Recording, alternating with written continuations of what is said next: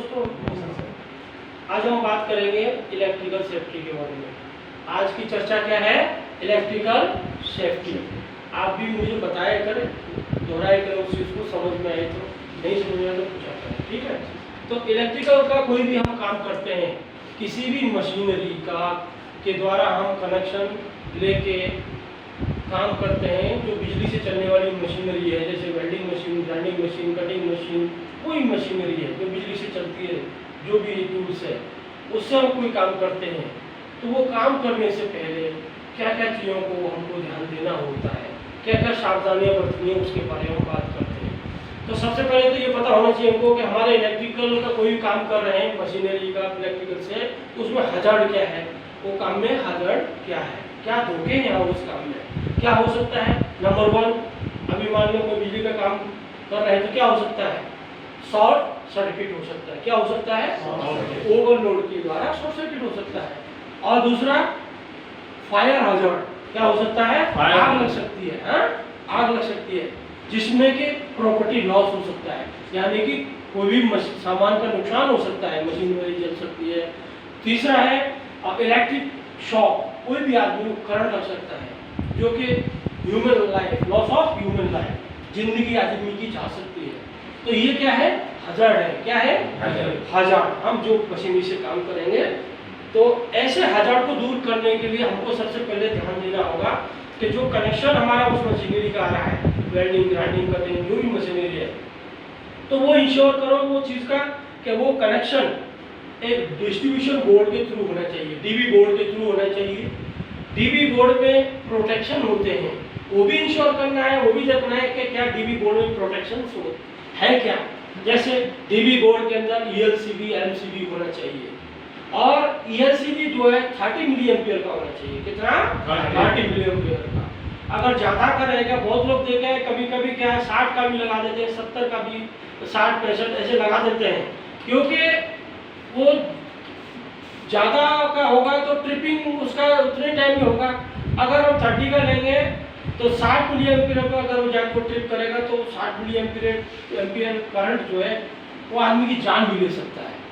But 30 milli ampere का जो current होता है, जान तो नहीं रहेगा बट नुकसान हो सकता है। उसी में एक झटका आएगा उसको तगड़ा सा, और झटका आएगा तो ELCB उसको ट्रिप कर देगा और वो आदमी बच जाएगा, एक झटका लगेगा उसको। पर 60 मिली एम्पियर का, 60 मिली एम्पियर का ELCB जान ले सकता है, इतना तगड़ा वाला नहीं लगाना है। तो 30 मिली एम्पियर का ELCB लगाएंगे, समझ में आ रहा है, ताकि झटका लगे और आदमी को कुछ नुकसान ना हो। MCB लेना है कनेक्शन। MCB क्या करता है? मशीनरी को प्रोटेक्ट करता है। कोई किसी प्रकार का फॉल्ट होगा, फॉल्ट कितने होते हैं?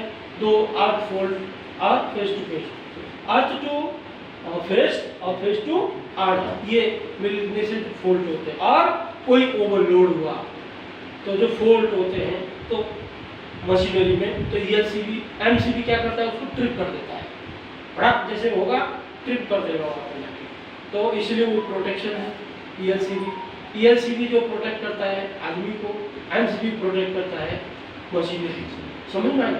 ये दोनों चीज़ें होनी चाहिए डीबी बोर्ड के अंदर।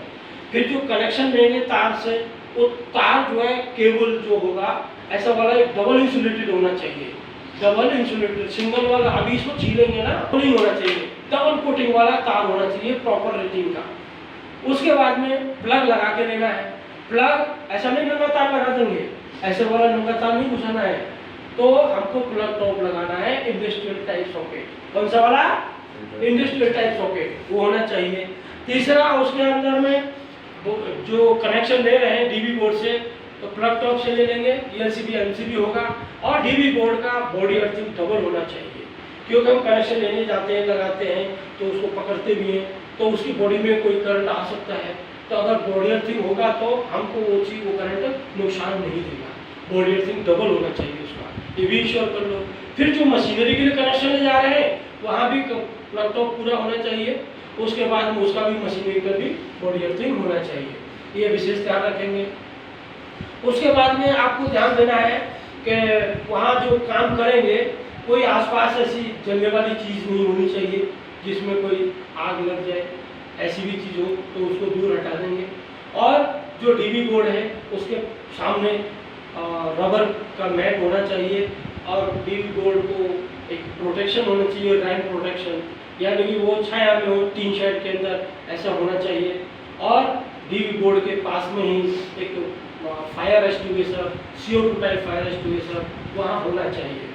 और जहाँ मशीनरी से काम कर रहे हैं, वेल्डिंग मशीन या जो भी है, वहाँ भी ये चीज़ होनी चाहिए। क्या चीज़? Fire extinguisher. अजनबी वाली चीज़ है कोई भी वहाँ नहीं होनी चाहिए। ये प्रोटेक्शन है, इनके थ्रू का आपको कनेक्शन लेना है मशीनरी का। उसके बाद में जो व्यक्ति काम करेंगे उनका पूरा सुरक्षा उपकरण होना चाहिए। क्या होना चाहिए? पूरा सुरक्षा उपकरण, जैसे हेलमेट, जूता, जैकेट, दस्ताना, ग्लव्स, गॉगल्स, ये सारी चीज़ उनकी प्रॉपर तरीके से होनी चाहिए। ये भी इंश्योर आपको करना है। उसके बाद में जो काम करने जा रहे हैं वो प्रशिक्षित व्यक्ति होने चाहिए काम के लिए।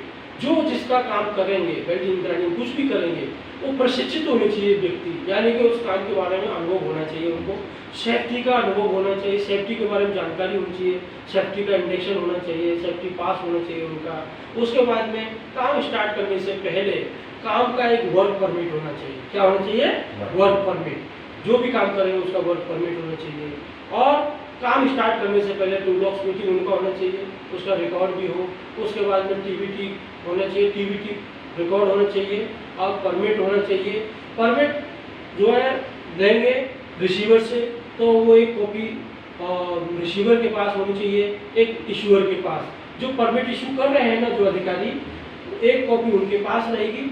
जो मेन कॉपी है परमिट की, वो जो रिसीव करके ले जा रहे हैं, जो आपके सुपरवाइजर हैं, उनके पास वो साइड पे होनी चाहिए, वहाँ जहाँ काम चल रहा है। इस चीज़ का आपको विशेष ध्यान देना है।